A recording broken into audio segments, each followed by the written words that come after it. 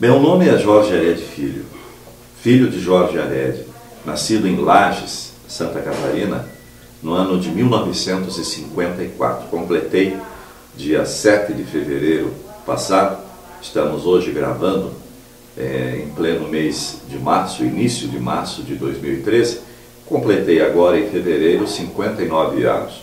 Nasci em Lages, família dos pais da minha mãe era de Lages, é ainda de Lages, e o meu pai foi ajudar um irmão dele, que morava naquela cidade, conheceu minha mãe, tiveram o início da sua história nesta bela cidade serrana catarinense.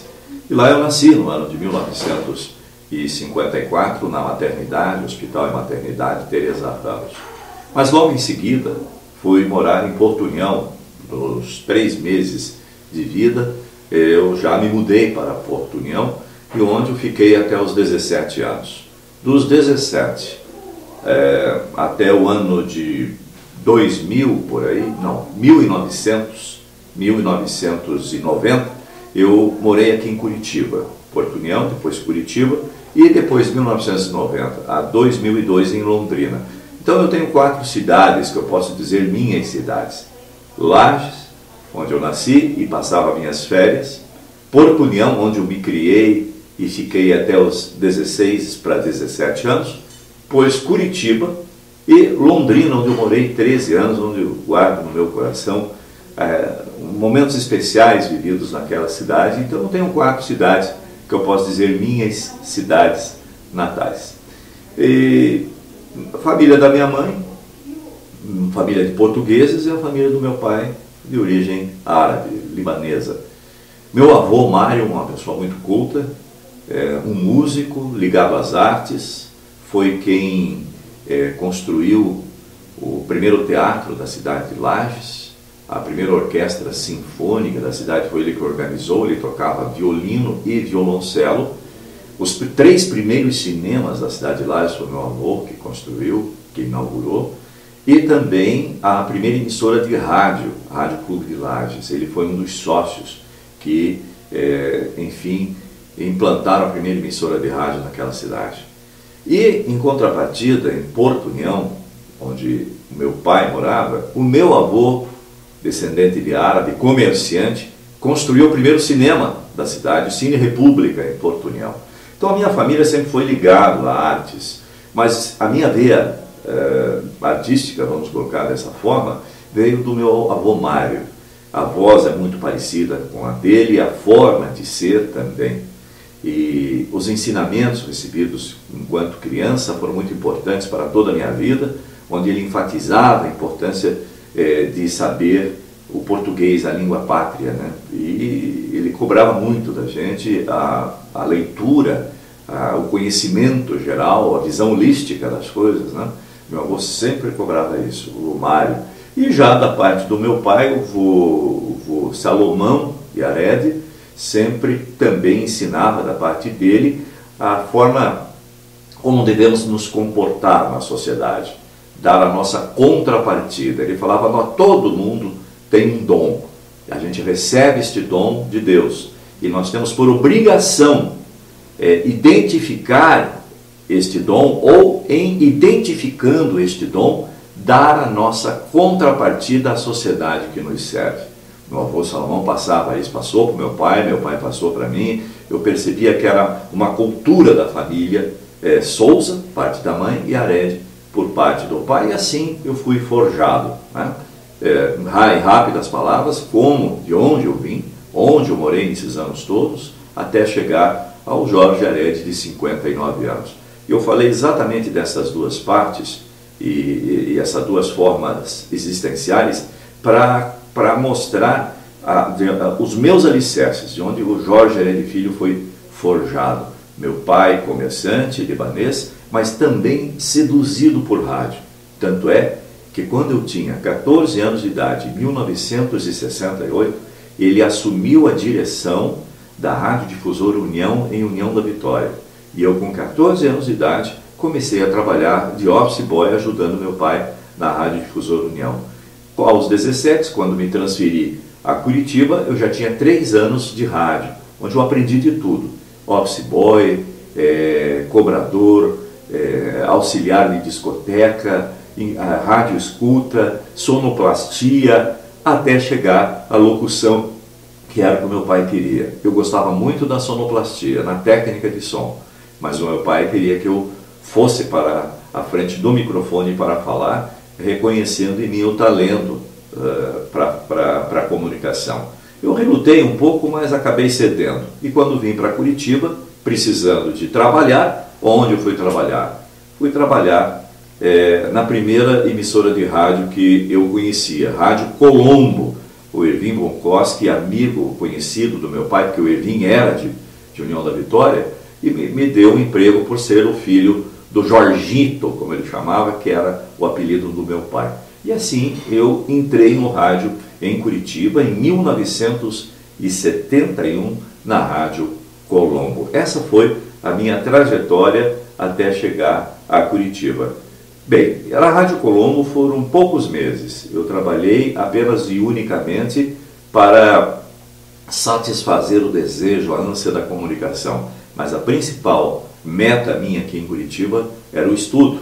Eu estava fazendo o cursinho Bardal para prestar vestibular de Direito na Universidade Federal do Paraná. Passei em 6º lugar na primeira vestibular que fiz e ingressei em 1971, em 72, né? O vestibular foi em dezembro de 71 e ingressei em janeiro, fevereiro de 72 na Faculdade de Direito da Universidade Federal do Paraná, onde vim a me formar em 1978. O curso é de 5 anos. Eu levei quase 8 exatamente em função da dificuldade que eu tinha de compor as matérias no horário das 7. Nós tínhamos aula às 7 e às 7 eu tinha um jornal da Rádio Clube Paranaense que eu apresentava com meu amigo Paulo Furiati. Nós fazíamos o jornal das 7. Eu não abria a mão de fazer o jornal das 7, eu levava a falta e reprovava por falta. Eu só consegui me formar 1 ano e meio depois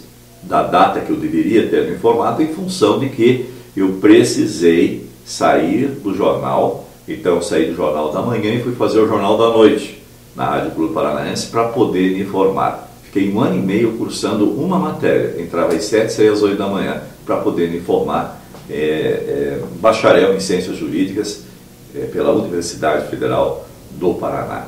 Bem, mais ou menos rapidamente uma trajetória da minha vida em relação aos estudos.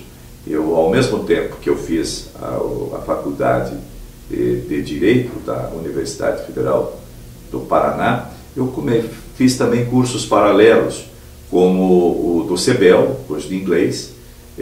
Depois eu fiz um curso de leitura dinâmica, que precisava, porque eu tinha uma vontade muito grande de ser apresentador de televisão, e na época não tinha o recurso do teleprompter, né? Então nós tínhamos que ter assim, uma capacidade muito grande de memorização, visualização de texto para poder, enfim, enfrentar uma câmera com mais ou menos 50, 60 folhas, onde nós tínhamos que apresentar o jornal sem, no início, recursos de tape, videotape, era só slides que davam suporte de imagem para os noticiários que fazíamos.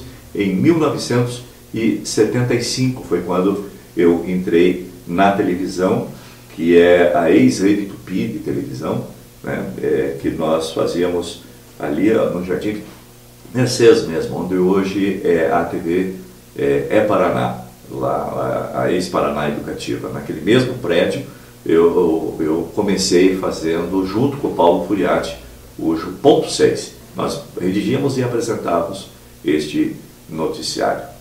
Bem, evidentemente que em todo depoimento que se faz a gente tem que dar uma interrompida. Já estava até engolindo a saliva aqui, meio de lado, né? Então vamos lá. Agora eu vou contar rapidamente a história, a trajetória do rádio e de como do rádio cheguei à televisão e rapidamente como que esse trabalho na televisão se deu.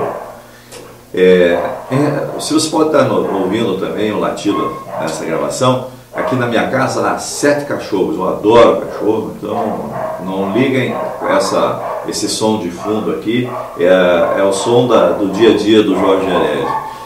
Mas então eu quero dizer que, a princípio, quando eu vim para Curitiba, eu arrumei este emprego na Rádio Colombo exatamente para atender um desejo meu de continuar trabalhando em rádio, como eu fazia em União da Vitória, onde o meu pai era o diretor e eu praticamente mandava na rádio. E eu trabalhei na Rádio Colombo por apenas 3 meses. Assim que eu fiz o vestibular, eu fui passar minhas férias, viajar, e aí pedi a demissão e só voltei a trabalhar em rádio, na Rádio Iguaçu de Curitiba. Como que eu arrumei um emprego? Aníbal Cury, deputado de União da Vitória, conhecido do meu pai de infância, amigo e sócio em alguns empreendimentos do Paulo Pimentel. E eu lá, um piá de 17 anos de idade, né, cheguei no escritório do Aníbal, que ficava ali no edifício Asa, com a maior carne de pau. Eu falei assim: Aníbal, eu sei que o senhor foi amigo do meu pai. Ele primeiro: quem é você? Eu sou Jorge Arede Filho. Ah, sim, poxa, sou amigo do teu pai de infância. Pois então, estou aqui, o senhor é deputado, né, e bastante relacionado aqui, e o meu pai pediu para falar contigo, ver se arruma um emprego para mim. Aí ele falou: você sabe, você trabalha em rádio? Eu trabalho. Ah, então tá bom. Aí ele pegou, me colocou no carro dele, um Fusca, e me levou ele dirigindo, gente. Ele me levou até lá no Canal 4. E quando eu me vi, você veja, um piá de União da Vitória, cheguei aqui, não fazia 2, 3 dias, eu no gabinete do governador Paulo Pimentel, lá na TV Iguaçu, Canal 4. Eu fiquei bobo, né? Quase não falava, me vi na frente do governador do estado do Paraná. E aí ele me arrumou um emprego de auxiliar de programação na Rádio Iguaçu de Curitiba. Euclides Cardoso era o diretor. E eu auxiliava, na verdade eu era o redator dos jornais da noite. O noticiário chamava-se As Frescas.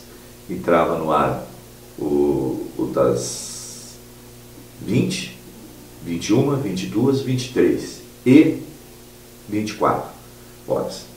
O das 24, quem apresentava era o saudoso Ivan Cury, o apresentador do show de jornal, junto com o Haroldo Lopes, com o Jamur, com a Laís Mana, a Daí Rodrigues, enfim. Que eram pessoas que eu assistia lá em União da Vitória, quando garoto. De repente eu me vi no meio deles, daquelas feras lá, eu com 17, 18 anos de idade, e redigia o jornal na rádio por Ivan Cury. Para mim era uma honra, né? Ao mesmo tempo que fazia a faculdade de Direito. E isso aqui é uma história interessante.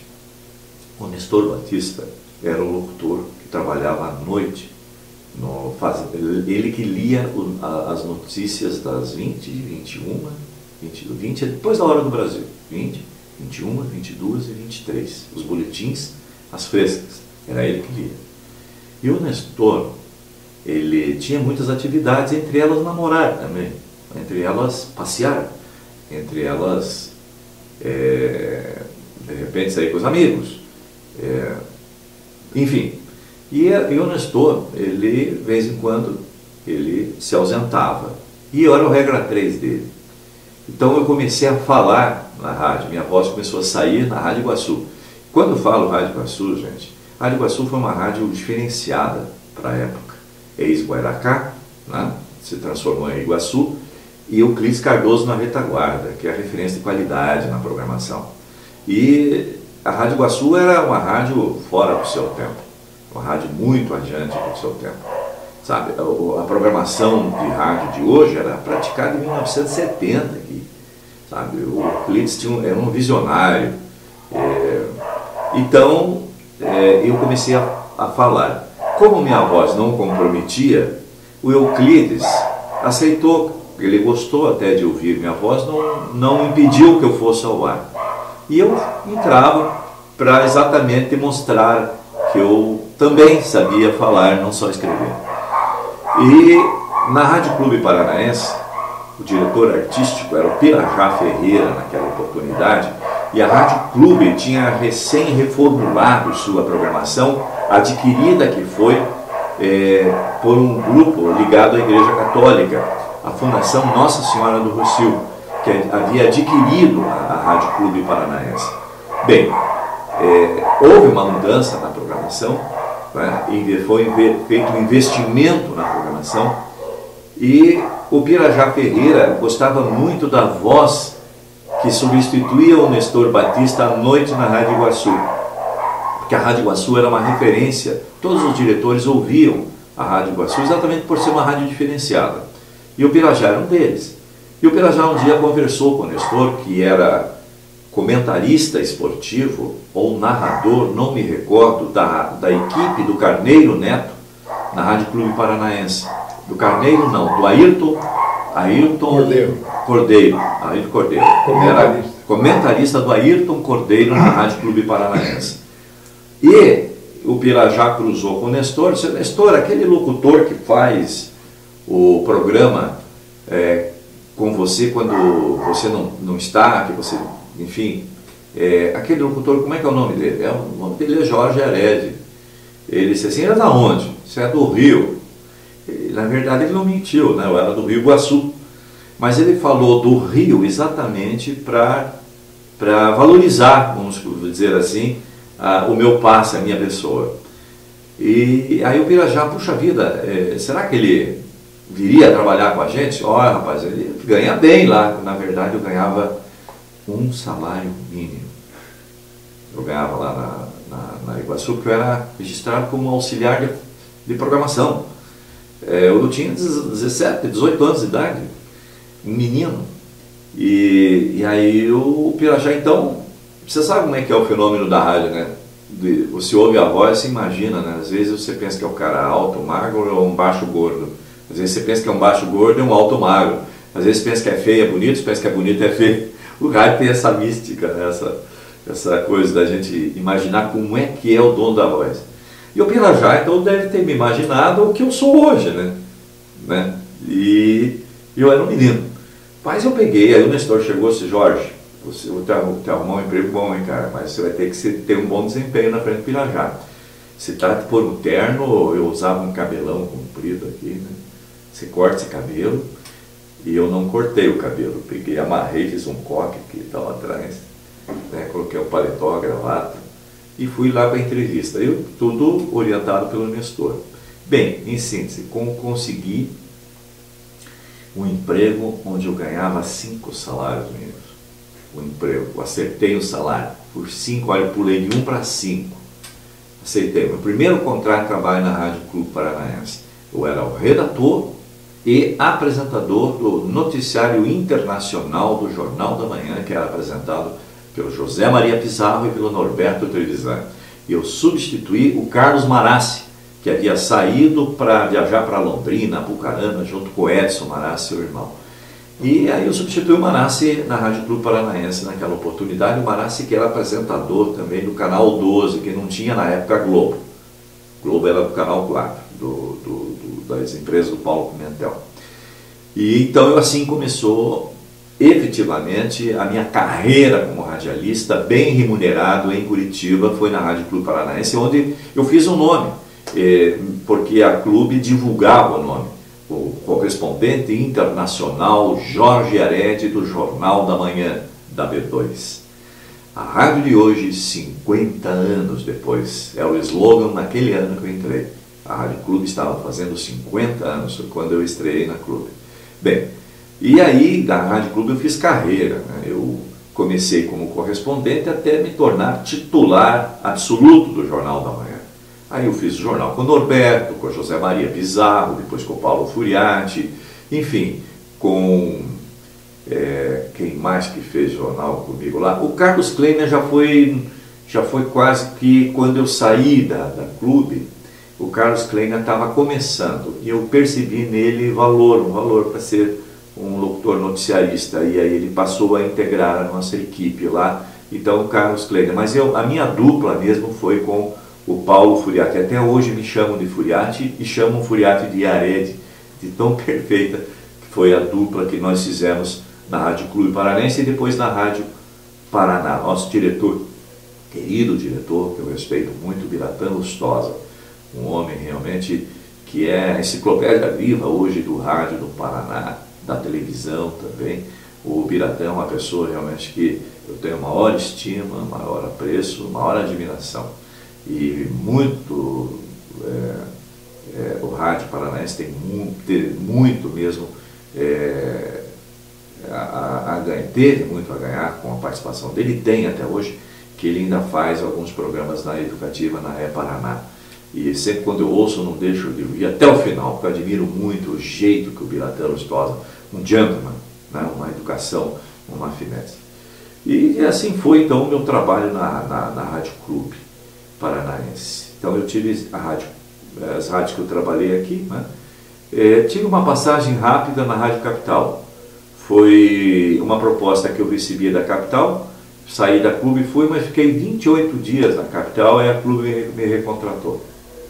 Não deu muito tempo, trabalhei, eu fazia o Rádio Fato na Capital e o 360 Graus, o Jornal da Capital, que era de manhã, e o Rádio Fato à noite. Eu era o âncora. Mas aí o pessoal da Clube me chamou de volta e cada chamada dessa, gente, o salário triplicava, duplicava. É que nem jogador de futebol. Você está num time, o time quer te contratar, você ganha e faz um novo contrato e tal. É uma coisa muito saudável para o profissional. E essas minhas poucas saídas sempre me ajudaram financeiramente. Como que surgiu o meu trabalho na televisão? Foi através do rádio. Eu fazia o jornal da meia-noite, redigido pelo Narciso Assunção, na Rádio Clube Paranaense, junto com o Furiati. E o Furiati fazia uma ponta num programa de agricultura no Canal 6, que na época transmitia a programação da Rede Tupi. E o diretor artístico, Giovanni, eu achava que era Rudieri, mas o Boston me falou que era Rodrigueri.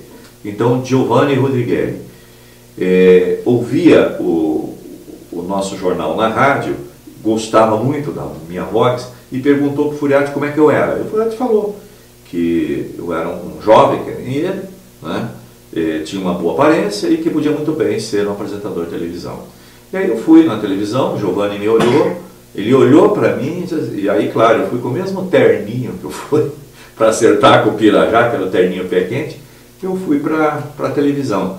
E aí o Giovanni fui fazer o teste, passei, foi tranquilo, a mãe a gente já conhecia, o Furiati já tinha dado a dica de como se comportar diante das câmeras.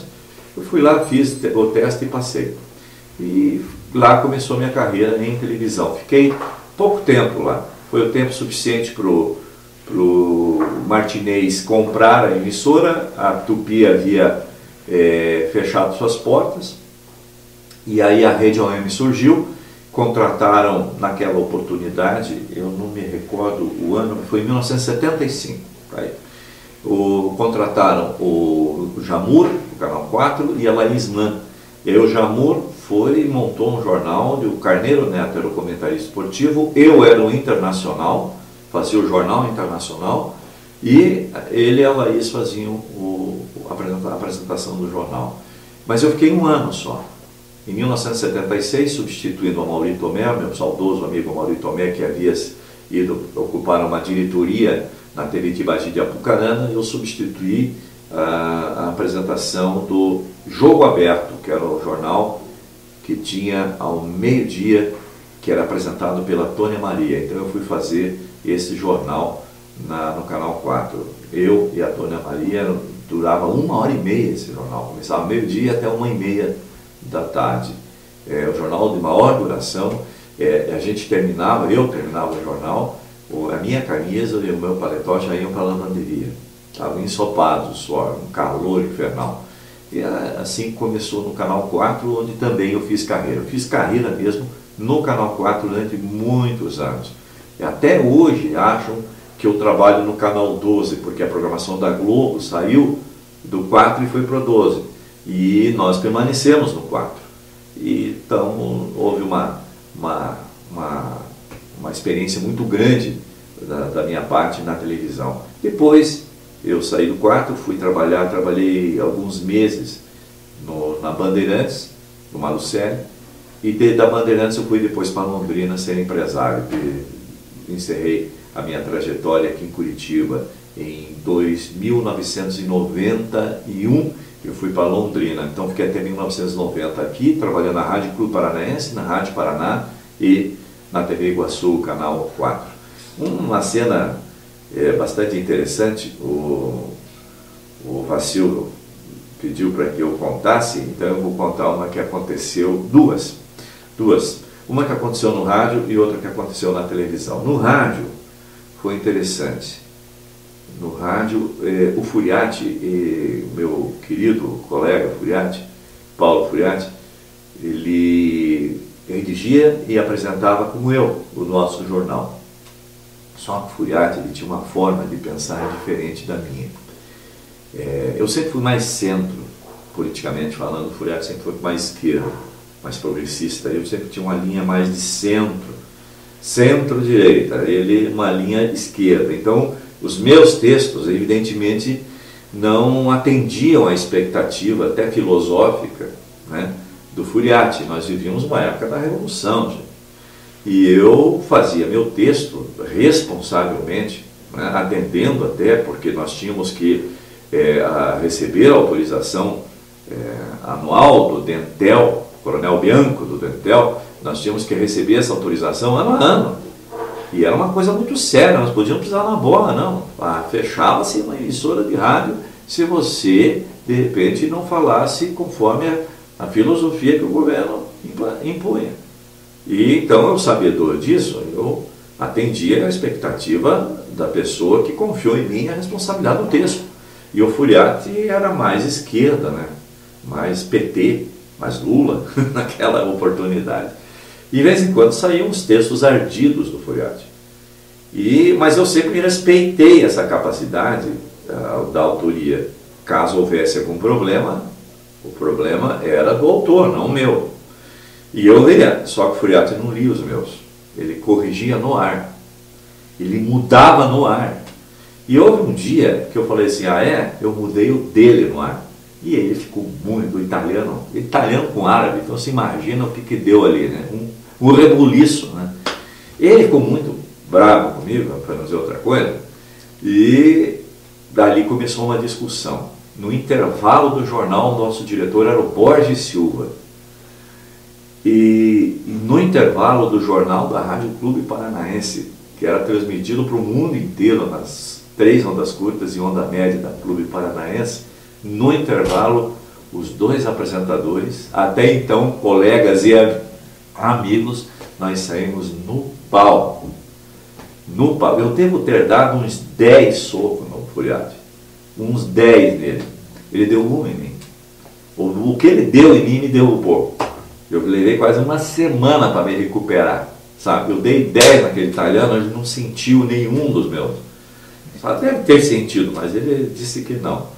Bem, isso no intervalo. Aí, a hora que entrou a música, né, do retorno do intervalo, nós fomos obrigados a parar de brigar, senão o jornal tinha que ir para o ar, né? Aí nós continuamos a fazer o jornal, mas lendo com raiva o texto, olhando bravo um para a cara do outro e lendo, sabe? Aí a gente começou a dar risada em pleno jornal, da forma como nós estávamos indo e da forma como o Borges Silva ficou. O Borges quase morreu, quase deu um infarto de ver os 2 apresentadores deles numa briga e depois voltando para o ar da forma como nós voltamos. Terminou o jornal, nós fomos no bar Triângulo, ali na Rua das Flores, comer um marchand, tomar uma vine, com o queixo doído, não dava nem para mastigar direito, porque nós éramos amigos, né? Mas a partir daquele dia, o Furiati passou a respeitar meus textos. Passou a respeitar. De que forma? Turco, você lê o que você escreve e eu leio o que eu escrevo. Beleza, solução Salomão. Foi uma coisa que aconteceu. E também, esse também é um negócio fantástico. Eu estava gravando o jornal à noite, o saudoso Paulo Alberti, sonoplasta. E o Paulo deu uma saidinha, eu estava gravando, e eu mesmo escrevi errado no jornal, eu mesmo escrevi. Faltou o D no pedido do governador, do primeiro D do pedido do governador. Você tirando o primeiro D do pedido do governador, fica o peido do governador. Então eu li, o peido do governador José Richa foi feito hoje, tal, tal, tal. Aí eu disse, puxa vida, que merda, peido do governador. Como o Paulo não estava lá, eu continuei gravando. disse assim, porque depois eu ia falar que houve um erro e depois ele editava. Só que na época não tinha como editar. Ele tinha que cortar um fio, cortar o outro e emendar. Não tinha como editar. Não tinha essa facilidade de hoje você editar, fazer e já vai por cima e elimina e tal. Né? Antigamente, o Vacilo está aqui, né? Você cortava um fio ali, cortava e emendava o fio. Assim que era feita a edição. E eu peguei e continuei gravando, né? O Paulo vai, me corta os dois e continua normal. Quando eu terminei o jornal, eu falei para o Paulo, olha Paulo, eu cometi um erro ali e tal, depois, que hora que foi? Mais ou menos em torno de 3 minutos de gravação, o jornal durava 10, né? 3 minutos de gravação tem um erro. Beleza, então pode deixar. E, na verdade, aconteceu alguma coisa, tocou o telefone, chamaram o Paulo e tal, e a vida acabou indo para a técnica central. O Paulo se esqueceu que havia cometido um erro, e eu à noite, eu sempre ouvi o jornal à noite em casa, deitadinho e tal, liguei o jornal da meia-noite ouvindo. Gente, entrou no ar tudo. O peido do governador José Richa, filha da puta, que merda, vamos repetir essa bosta, tudo no ar. É impressionante, né? Caiu aqui o... Não, tranquilo. Bem, isso foi na televisão, na rádio. Na televisão foram poucas as vezes. Uma eu fiz, outra eu vi o Furiati. Eu fazendo o jornal do Furiati, e o Furiati tinha mania de fazer isso aqui. Terminava uma lauda, e pegava a lauda e jogava no chão. Ele não fazia que nem você deixa do lado e depois passa por baixo. Sabe? Terminava e tchum pro chão. Terminava e tchum pro chão. Pro chão. Numa dessas, ele jogou pro chão e jogou a lauda imediatamente posterior àquela que ele teria que ler. Só que a próxima fala era a minha, né? Então eu comecei a falar, e aí quando ele voltou para o texto, ele viu que o que eu estava falando não combinava com aquilo que estava ali. Mas em todo caso ele pegou e entrou. Só que eu estava falando de alho, ele falou de bulgário. Não tinha nexo o que eu falava com o que ele falava. Aí deu desespero no italiano, rapaz. E aí teve que entrar o slide no ar. Mas foi uma cena assim tragicômica, né? Bem, agora comigo. Bem, eu fazia esse ponto 6 e teve um dia que eu estava sozinho lá fazendo. E antes era um programa da Linda Saparoli, o programa da Linda. Terminava o programa da Linda, entrava umas passagens, tempo suficiente para a turma da Linda sair do estúdio e começar o jornal. E o jornal, a gente sabia que o jornal ia começar, entrava um som na caixa, que entrava a vinheta do jornal. Então, quando entrava a vinheta do jornal, era uma vinheta, eu já me colocava à parte para começar, a postos, né, para começar o jornal. E aí eu estava prestando atenção, e naquele dia tinha uma moça muito bonita, que era a Miss Paraná, que estava dando entrevista, e ela seduziu, né, a todos ali no estúdio pela beleza. E quando ela passou, eu esqueci, né, de tudo, né, esqueci até o que eu estava fazendo, e fiquei olhando para ela, né, olhando até que ela sumiu. E quando ela sumiu, entrou a vinheta, e eu não prestei atenção. Aí eu peguei, olhei e mostrei assim, ô Zebedeu, faz favor, ô meu, fecha a porta aí que o jornal vai começar. A porta aí, fecha aí, pô, senão vaza o som, pô. Vamos lá, rapaz, vamos lá, vamos. E estava tudo no ar, assim. Você imagina o cidadão olhando, eu estou lá olhando, e vamos lá, beleza, fecha a porta aí que o jornal daqui a pouco começa. Quando eu me vi, o mais engraçado não foi isso, não, o mais engraçado... A minha reação quando eu me vi no ar, eu dei um pulo na cadeira, um susto, porque se eu tivesse agido, mas eu era muito inexperiente, se eu tivesse agido normalmente, né, eu teria olhado assim, boa tarde, estamos iniciando o nosso jornal, então começava normalmente. Não, eu dei um pulo. Sabe, aquela coisa assim que fica mais engraçado ainda. Então foi algo que aconteceu na televisão. E também, agora contando, a gente vai lembrando, estávamos apresentando o resultado do vestibular. Como é que é teu sobrenome, Vacil? Stuparic. Bem, Stuparic, Mas se você for ver escrito isso aqui, você vê que você precisa a fonética, né, com o que está escrito e tal, mas são milhares de nomes. É nome japonês, é nome árabe, é nome polonês, é nome russo, enfim, descendências múltiplas, italiano, enfim. Os aprovados, é uma lista de milhares de nomes. Eu, o Nestor e o Boris Muzialowski apresentando. E nós apresentando e tal, de repente o nome da menina que havia sido aprovada, e o Boris Muzialowski lendo. Aprovada no vestibular tal, Denise Largura. Aí o Boris olhou assim, com esse sobrenome só podia ter passado, né, Denise? Falou isso aqui, né? O Nestor, macaco velho já de televisão, o que ele fez? Era ele, a fala era dele. Quando ele falou isso, nós rimos imediatamente. E era um dos últimos nomes do Boris. E era o Nestor para falar. E o Nestor estava rindo. O que o Nestor fez? Ele, baixinho também, né? Ele pegou, se abaixou e saiu engatinhando pelo estúdio. Eu já estava achando engraçado a fala. E o jeito do Nestor sair, achei mais engraçado ainda. Só que eu fiquei sorrindo diante das câmeras. Pareci sorrindo. Agora pergunto se eu pude ler. Não conseguia mais ler o resultado do vestibular. Teve que entrar slide no ar. Foi uma cena engraçada também que aconteceu. Felizmente, a minha época com o Jamur Júnior, o Jamur já estava um pouco sério. Quem sofreu muito com o Jamur foi o Haroldo Lopes, principalmente quando ele dava as barbadinhas do Rafael no show de jornal. Aí o Jamur imitava o cavalo quando o Haroldo Lopes estava dando as barbadinhas do Rafael. Tá? E eu percebia o drama do Haroldo Lopes todas as vezes que ia divulgar as barbadinhas do Rafael com as palhaçadas que o Jamur fazia fora do ar. Né? Bem, eu vou agora rapidamente falar uma passagem muito importante na minha vida profissional como radialista. Foi em Londrina.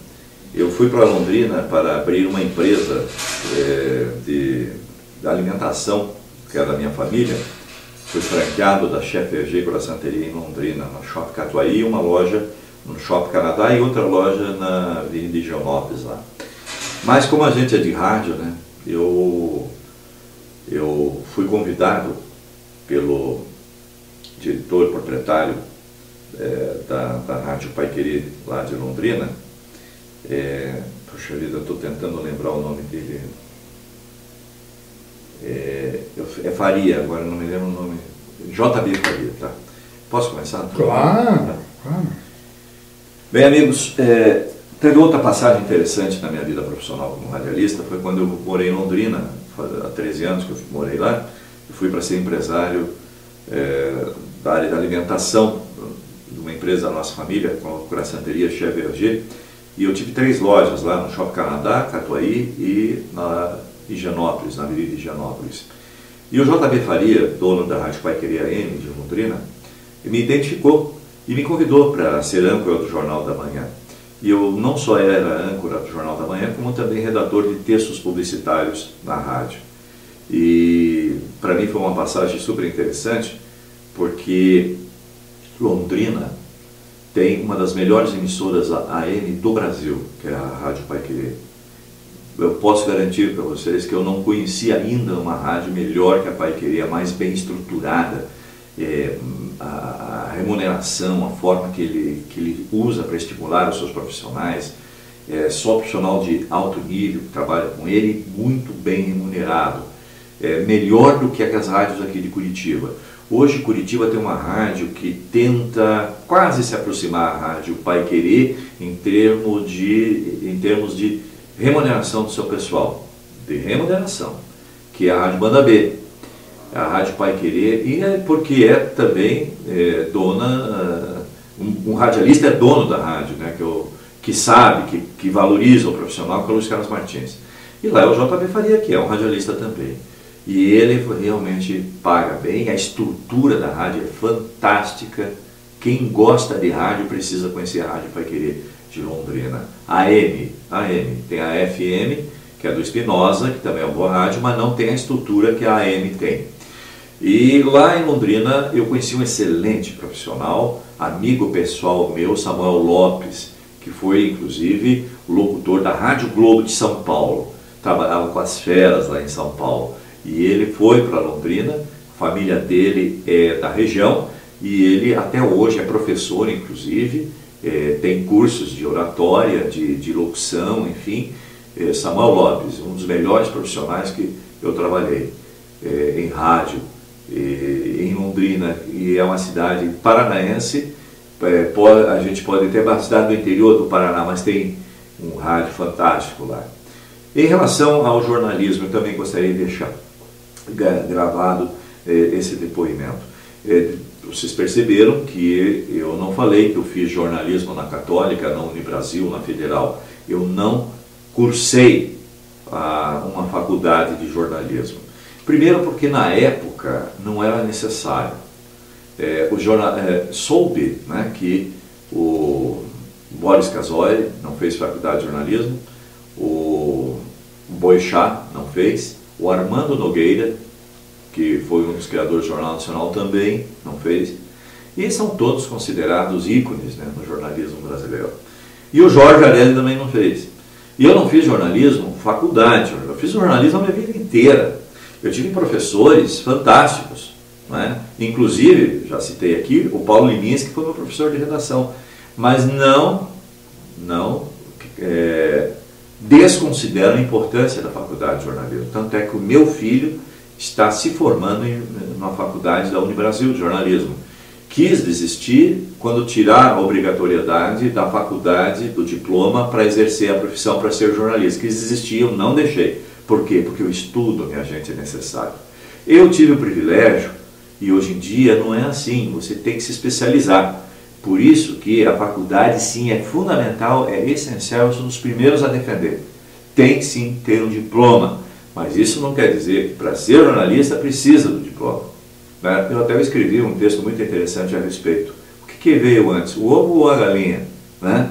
O jornalista, para ser jornalista, precisa da faculdade, né?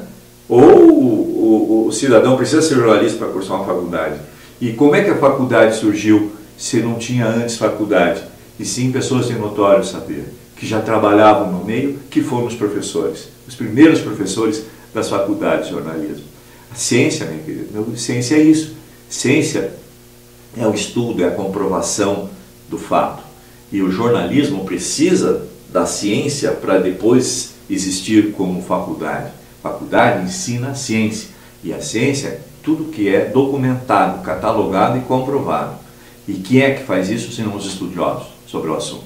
Então pega um sociólogo, um filósofo, né, uma pessoa que tenha conhecimentos de redação, que tenha uma faculdade de letras, e pessoas que trabalham na redação de jornais, que conhecem a forma de se trabalhar, para ir numa faculdade e ensinar como é que se faz. E é assim que funciona.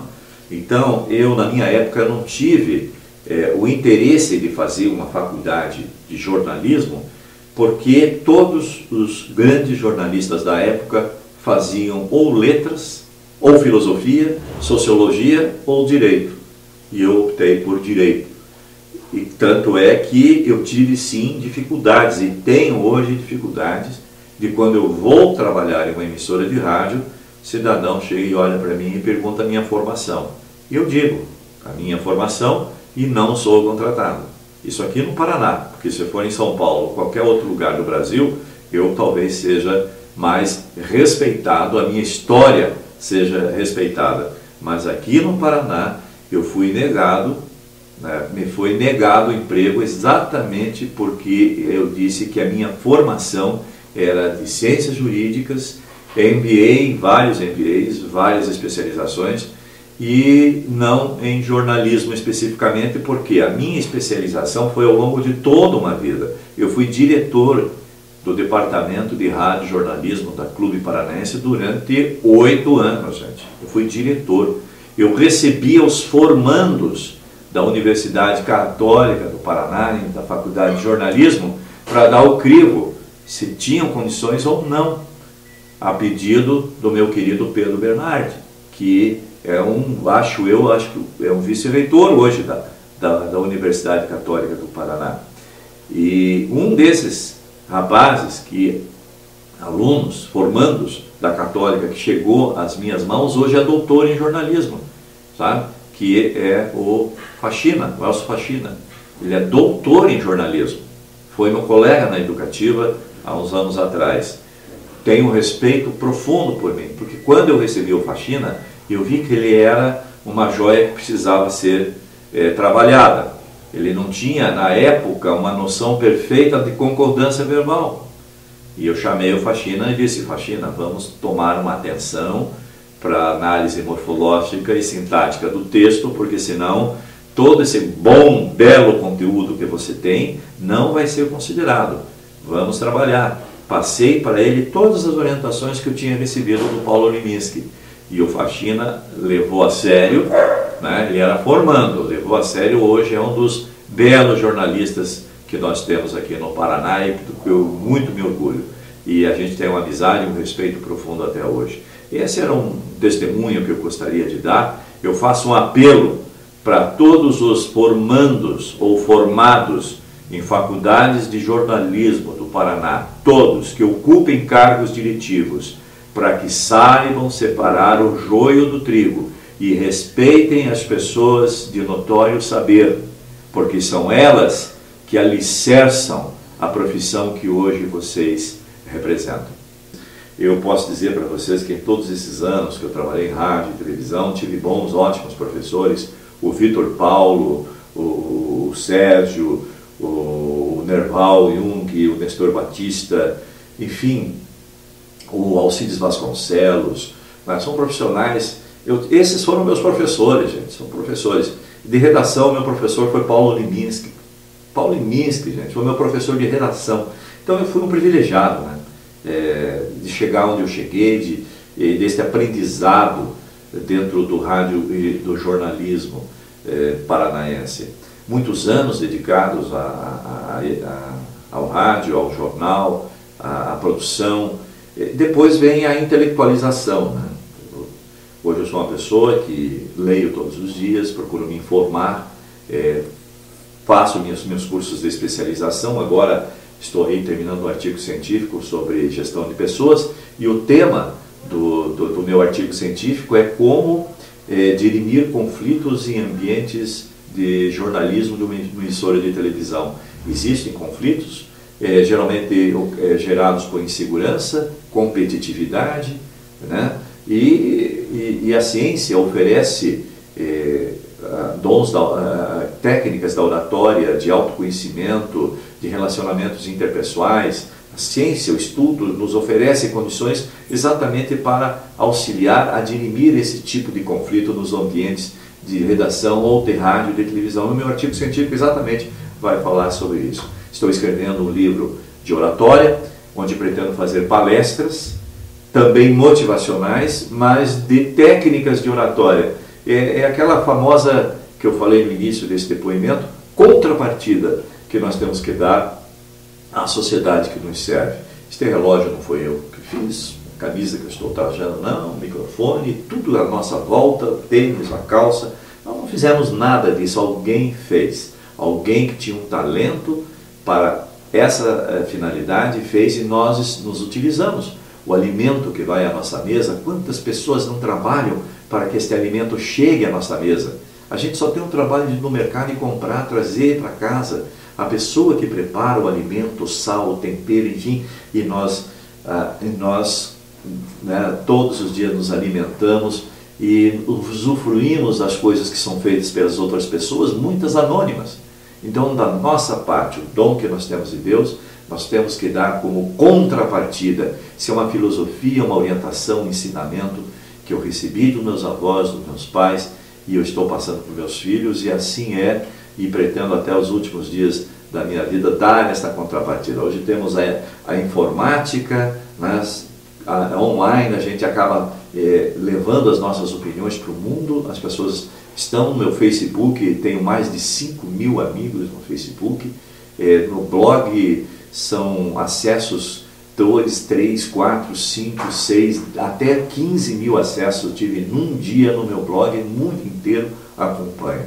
Então é um privilégio, uma responsabilidade, e eu estou aqui exatamente dando esse depoimento para o meu amigo Vacil, que veio aqui até a minha residência, para deixar a vocês essa mensagem, a mensagem de que todos, enquanto vivos, temos sim que focar no dom que nós recebemos de Deus.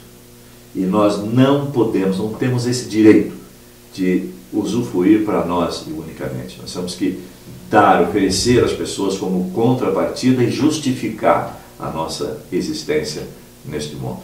Muito obrigado, minha gente, e fiquem com Deus.